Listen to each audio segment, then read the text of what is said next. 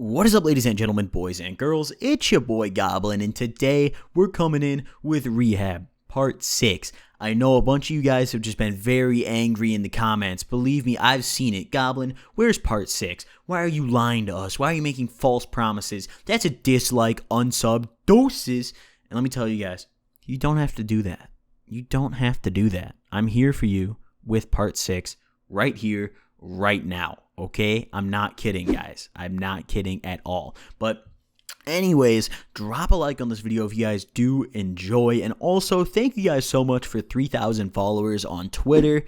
It's lit. Twitter's popping. If you guys don't follow me on there yet, it will be linked in the description. Go ahead and hit me up on Twitter.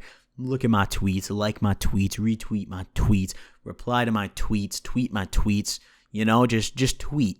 You know, that's the key word there. But, hold on, let me turn off my monitor here. Okay, sorry about that, but anyways, the fucking COD 4 music was like lightly playing in the background. But anyways, so I hope you guys enjoy, and let's dive into it. So, Rehab Part 6. Now, yesterday's part was where things kind of started escalating. You know, I snorted the melatonin, and our roommate was just being a dumb fuck. Now, that was a common occurrence, you know, mainly the second part, the roommate being a dumb fuck. And later on in the story, it really escalated, but I'll get to that in a later video. But anyways, so we wake up the next day after going to sleep, and, you know, it's a pretty normal day. There's a little bit of tension in the room, because our roommate was just being stupid. Like Kyle was just being remarkably dumb, and me, Zach, and Sean all knew it.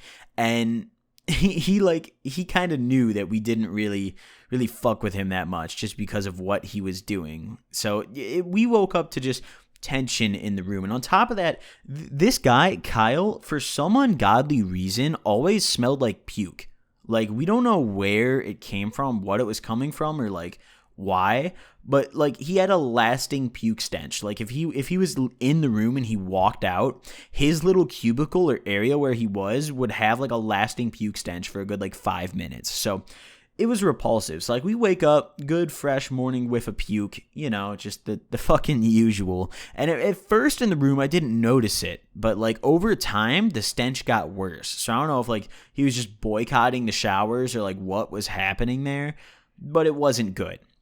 But anyways, we, you know, every morning we have, I kind of want to preface this before I get to, you know, why I'm saying this, but every morning we have jobs we have to do for our room. We have group jobs and room jobs. So group jobs are like we go out into the lounge area outside of our rooms, and we like have a specific thing we have to do, like clean the laundry room, vacuum, you know, check the cushions for crumbs and shit, wipe off the counters and appliances, shit like that. So I did my group job, and I come back to my room, and we each have our room jobs. Now, our room jobs, it's, you know, pretty similar for everyone. You have to make your bed, clean up your desk, just make sure there's not shit laying around. And then there's like specific room jobs. Like one person has to do the sink, one person has to vacuum the room, one person has to wipe off the mirrors, and one person has to, fuck, I'm forgetting. Oh, yeah. Empty the garbage cans. Empty the garbage cans and put new garbage bags in them. So, you know, we're all sitting here doing our room jobs, and they have this system where they give you SAT or unsat, which stands for satisfactory and unsatisfactory, on like your performance on the room and group jobs. So like if you don't get at least 5 SATs for a week out of 7, they don't let you order pizza on Fridays, which is like a pretty big deal. And on top of that, not only can you not order pizza on Fridays, but your counselor will grill your fucking nuts off. Like if you don't get like a decent SAT score for the week, your counselor will literally rip your dick off. So there's quite the incentive to get shit done, you know, and they'll also start like punishing you for not doing your room and group jobs. Like on top of your counselor being an asshole about it, they'll start like taking away privileges and shit, you know, like I've seen it happen. It sucks. But anyways, so we're all doing our room and group jobs, you know, just getting our shit done. And Kyle, he keeps leaving his shampoo in the shower. Now, this has happened like 3-4 days in a row at this point, and it's like my like 5th day here or something. Like I haven't been here very long, and this kid keeps doing it. We keep getting on SAT, and like, you know, I'm the new guy and I'm getting my shit done, you know. So like I expect this dude who's been here a little longer than me. He'd only been there for like maybe a week at the point when I got in there, so he still was there long enough to understand what the fuck he had to do.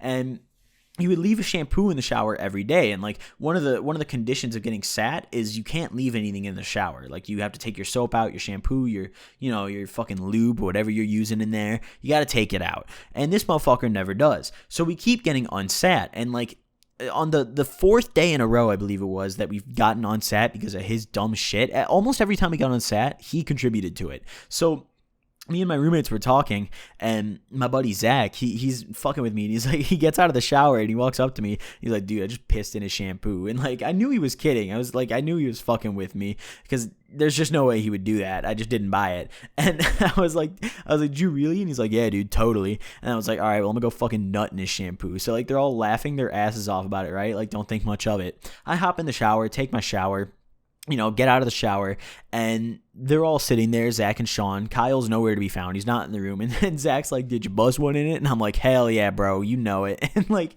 we all knew that we were, like, I was joking. We knew that we were fucking with one another. But this is very significant to the story of my stay here. This little joke exploded into something so much bigger, which I'll get to later, guys. So anyways, I go about the rest of my day after making this little joke. We get unsat again. I think nothing of it. I think absolutely nothing of it. Like, whatever, it was just a fucking, like, comment I made. Like, I don't fucking care. So, we're going through our day, and we get back to the room that night. Not shit happened that day. And in the room, we have our little towel fighting tournament, okay? We've been really escalating the towel fights at this point. Like, it went from, basically just like kind of when we get out of the shower, like, just whipping each other with towels, to like full blown, like at night, we set up an arena and like do towel tournaments shirtless, like this is the point it was at. So like me and Zach are just going at it. Like, we're just whipping the fuck out of each other. And Zach was really good at it. I was an inexperienced towel combatant, so I had to learn the tips of the trade. He gave me a couple tips on how to twirl it up, how to really whip it good, how to crack it, get it to really hurt, because this guy had quite the good aim with towel whipping. So I got my shit kicked in this towel tournament. Like, let me tell you guys, I got my shit fucked up. There was welts and bruises all over my body. Like, literally all over. I remember at one point, he accidentally whipped me in the nuts, and it was one of the most painful things. Like, I like keeled over, and I was just like, oh, like fuck. And like, he apologized, and he gave me like a couple free shots. But still, like, it hurt so fucking bad. So we're doing our towel tournament. And Kyle over here, right? This is also like, this will all make sense at a later time when I get around to why this is also significant. But also, before I get any further into explaining this, I highly recommend you guys watch this series in order and pay attention to these little things I'm saying, because there's like a very thick story plot with this. Like, this place was fucking nuts. Like, every little thing I mention has significance. I don't say shit for nothing. But anyways, so we're doing this towel tournament, and Kyle is standing in his cubicle looking over the bed, like completely encouraging it. Like, he's like cheering us on. He's like, hell yeah, and like when myself and Zach are going at each other, whipping each other, we have Sean as the referee, and Kyle's just like cheering us on at this point. He's just like, yeah, get it, go for it, yeah, woohoo, let's get it, hooray. He's like completely just enabling it, just letting it happen. He's like, fuck yeah, let's get it. So we're like stomping around and yelling and whipping each other, and like the techs are the employees, that's what they're called. They're called techs. The techs come into the room. There's one of them, and he knocks on a door, and he sees us both here, towels cranked up in our hands, shirtless, just covered in red spots, and he just looks at us and just starts nodding his head. He's just like, what the fuck are you guys doing? And like, we're like, this was one of the cool techs. His name was Tim. Tim was a cool tech. So we were like, sorry, Tim. And like, we just kind of like went and sat in our beds and like didn't do shit. We turned our lights off because it was like about in room time at this point, almost lights out time. So we turned our lights off, laid down, and I told another classic story. I told another great story. Now, I'm telling the story, and then afterwards we go back to the conversation of Kyle and what the fuck he's doing. Like what the fuck? Why is he lying? So we keep asking him more questions, like what other stuff have you done? Like what are your experiences with other drugs? What do you think of so and so drug? What do you like? Yada yada yada. Just shit like that. So we have a dumb little conversation. And, we go to sleep. Nothing really significant. The next day comes around. Now, at this point, it was kind of apparent that there was way more tension in the room between the three of us, me, Sean, and Zach, and Kyle. Kyle was like the common denominator in all the conflict in our room. So we're waking up. It's just a tense morning. Like Kyle's just walking around being a fucking annoying asshole, and like we're all sitting here trying to enjoy our time and just chill out. And midday rolls around, not shit happens. Finally, dinner time rolls around. We eat our dinner, go back to the unit. And on this particular day, there was a Jenga game going on. All right. So we're sitting around the table playing Jenga. And there's this guy there who we're going to call Sam. Now, Sam was a funny motherfucker. He was tall. He was funny. He was just a hilarious son of a bitch. Now, I don't know which one of my roommates spread the word. It was either Sean or Zach, because they're the only ones who knew. But Sam, he kind of comes up to me like at the Jenga game. He's across the table and he's like, so did you really do that to dude shampoo? And I look at him and I'm like, what? Like, what are you talking about? Because like at this point I'd forgotten I'd even made the joke. And like he's like, come on, bro, you know what I'm talking about. And then he says it. He's like, you really bust one that dude shampoo? And I was like, I look at him and I'm like, what? Like this got out? Like motherfucker said this? So of course, me being the little dickhead I am, I go with it. I'm like, oh hell yeah, bro, you know how I'm rocking. And like he just starts laughing. He just looks at me and he's just like, that's fucked up. And like I don't think anything of it, because like I assume like people would know I'm joking. Like my roommates certainly did. Like they told me, they're like, They made it very clear to me that they knew I was kidding. So, like, I didn't think much of it. So I figured this motherfucker would know, too. I figured whichever roommate of mine told him also told him I was joking. But apparently not. Apparently not. So Sam here also happened to be a very big gossiper. He loved to talk about anything and anyone. Like, any little thing he heard, as soon as he heard it, like 10 other people would hear it, too. Like he was that guy. Like you can't keep a secret with him. You can't like really trust him with things, because he's a good guy. Like he's not a bad dude, but like he just can't hold his tongue for the life of him, So this is also an incredibly significant event in the story, because had I just said no and told him I was joking, the future events relating this incident would have never occurred, but they escalated. So anyways, he goes around and tells hella people, right? So this is literally like 2 days after I made this remark, maybe a day. I believe it was it the next? Yeah, it was the next day. So anyways, I make that remark. He goes around and tells a bunch of people. Now, the next couple days are pretty slow. Repetitive stuff that I've already touched on, just towel whipping, Kyle being a fucking dumbass in the room.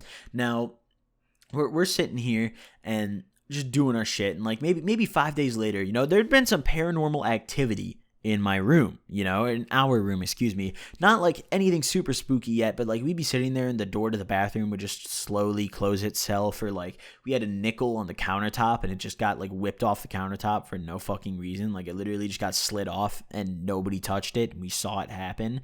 And like just general weird vibes in the room. So Zach, he was telling us how when he was younger, he sold his soul to the devil, and he did all this spooky shit involving like Satan and all that. So me and Sean are sitting here like, completely interested. Kyle is like completely inattentive. We didn't really want him in the conversation, so it was whatever. So me, Sean, and Zach are just sitting here chatting it up, and Zach's explaining how we should summon a ghost and see if this room's really spooky and haunted. So we're all like, all right, how do we do that? So Zach's like, don't worry, it's easy. I'll show you guys. I'll do most of the talking. So finally, it's lights out time. Nighttime comes around, and we all go into the middle of our room and sit in a circle, and we hold hands. It's me, Sean, Zach, and Kyle was also in on this just because, I don't know, he was just in on it. So we're all sitting there in a circle holding hands, and we're just chilling, lights out, completely like dead center of the room at this point. And Zach starts talking, he's like, if there's a spirit in here, please make yourself known. Like some ghost hunter shit, like some shit you would see on like Ghost Adventures or something, like those cheesy ass shows. And shit got spooky. Let me tell you guys, we kept asking it, the ghost or whatever. We were like, if you're here right now, make a noise, like tap on a wall or something. And like almost every time we did it, we heard like a tap on a wall or like some spooky shit like that. And we were probably just tweaking out. It was probably like the ventilation or like a kid in a different room that was next to us, but like every little sound at this point, we were so on edge, like just hyped to hear a fucking ghost that like literally if someone inhaled, we'd be like, where the fuck is the ghost? Where is it? I want to know now. Where the fuck is it? Like we were that on edge about it. So we're doing this, and we're feeling like these little chills running down our spines and shit like that. We just think it's the spookiest thing. In reality, it was probably the air conditioning, but we were just spooked as fuck. So, we finally finish up like communicating, summoning this fucking ghost or whatever, and we all go lay back down in bed. And none of us can really sleep because we're fucking spooked. Like we're all like damn near grown men at this point. Or not grown men, but like we're damn near adults at this point, at least the majority of us. Kyle wasn't, and we're still terrified because we think there's a spooky ghost. That fear never goes away, guys. So anyways, we're all laying in bed, just spooked out of our minds. And finally, they kind of forced me to tell a story to take their minds off the ghost, which I didn't want to. I was reluctant, but at the same time, it's probably a good idea. So I told a story, like a 20, 30-minute one, and we all knocked the fuck out. Like, we're all out. No shit-talking Kyle on this particular night. None of that shit. We just knock out, We summoned our spooky ghost, and there's also more ghost encounters in this room later on. More spooky shit occurs. There's one night in particular where we couldn't sleep, and we were up till like 3 a.m., but like either way, so that happens way later on in the story, so I'm not going to touch on that anytime soon. But we had a little spooky ghost event that all happened, and that's kind of where I'm going to end it, because the next episode, I don't want to start the next day here. I don't want to start the next day in this video because it would be way too long. But just know the next part is where shit really starts to hit the fan. So either way, hope you guys enjoyed this video. Drop a like if you did. And once again, hit me up on Twitter. Thank you all for 3K. Thank you all for watching.